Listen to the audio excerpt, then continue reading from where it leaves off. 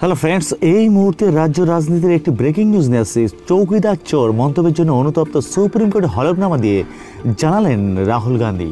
চৌকিদার মোদীকে চোর প্রমাণ করা তো দূরের কথা, মাথা নুয়ে ক্ষমা চেয়ে ব্যাক ফুটে রাহুল গান্ধী। তো এমনই কিন্তু একটি বড়সড় ব্রেকিং নিউজ নিয়ে আসছি। তো ভিডিওটি শুরু করার আগে আপনাকে ছোট্ট একটি রিকোয়েস্ট যে ভিডিওটিতে একটি লাইক করবেন এবং নতুন হলে অবশ্যই চ্যানেলের সঙ্গে জুড়ে সাবস্ক্রাইব করে রাখবেন।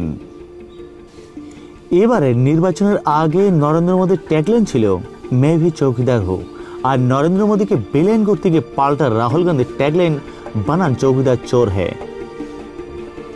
এতদূর পর্যন্ত বোধহয় ঠিকই ছিল রাজনৈতিক যুদ্ধের পরিমণ্ডলে, কিন্তু তারপরে রাহুল গান্ধী যেটা করলেন তাতে বোধহয় নিজের রাজনৈতিক বালখিলতা আবার প্রকট করে দিলেন বলেই ধারণা রাজনৈতিক বিশেষজ্ঞদের।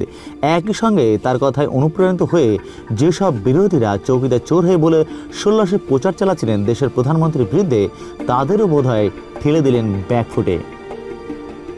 প্রসঙ্গত রাহুল গান্ধীকে উঠে পড়ে লেগেছিলেন নরেন্দ্র মোদী রাফেল চুক্তিতে দেশের বৃহত্তম আর্থিক কেলেঙ্কারি করেছেন বলে প্রমাণ করতে। এর আগে কখনো সংসদে কখনো বা সাংবাদিক বৈঠকে একাধিক নথি দেখে প্রমাণ করতে চান তার তত্ত্ব, কিন্তু কোথাও তিনি সলিড প্রুফ দিতে পারেননি। উল্টে প্রতি জায়গাতেই তাকে কার্যত নাকানি চুবানি খেতে হয়েছে। শেষ পর্যন্ত নিজের বক্তব্য থেকে সরে আসতে হয়েছে। শেষে মরিয়া হয়ে সুপ্রিম কোর্টে মামলা করেন, কিন্তু সেখানেও বিশেষ সুবিধা করতে পারেননি। কাজেই সবাই যখন ধরে নিয়েছিলেন এইবার বোধহয় হদ্দম হয়ে রণে ভোগে দেবেন রাহুল গান্ধী, তখনই তিনি নতুন কিছু নথি নিয়ে পুনরায় মামলা করেন সুপ্রিম কোর্টে। রাষ্ট্রের সুরক্ষার কথা তুলে দেশের সর্বোচ্চ আদালতকে ওই নথি গ্রহণ না করতে অনুরোধ করা হয় কেন্দ্রীয় সরকারের তরফে, কিন্তু নিরপেক্ষ বিচারের স্বার্থে সুপ্রিম কোর্ট সেই নথি ও মামলা উভয়ই গ্রহণ করেন। আর এরপরে 16 সাংবাদিক বৈঠক করে রাহুল গান্ধী জানিয়ে দেন সুপ্রিম কোর্টও মেনে নিয়েছেন চৌকিদার চোর হে, যা তিনি দীর্ঘদিন ধরেই দাবি করে আসছিলেন। রাহুল গান্ধীর এই দাবির পরিপ্রেক্ষিতে বিজেপি নেত্রী তথা সুপ্রিম কোর্টের বিশিষ্ট আইনজীবী মীনাক্ষী লেখি রাহুল গান্ধীর বিরুদ্ধে আদালত অবমাননা মামলা করেন। এই নিয়ে রাহুল গান্ধীর কাছ থেকে লিখিত জবাব তলব করে শীর্ষ আদালত, আর আজ তারই জবাব দেন তিনি।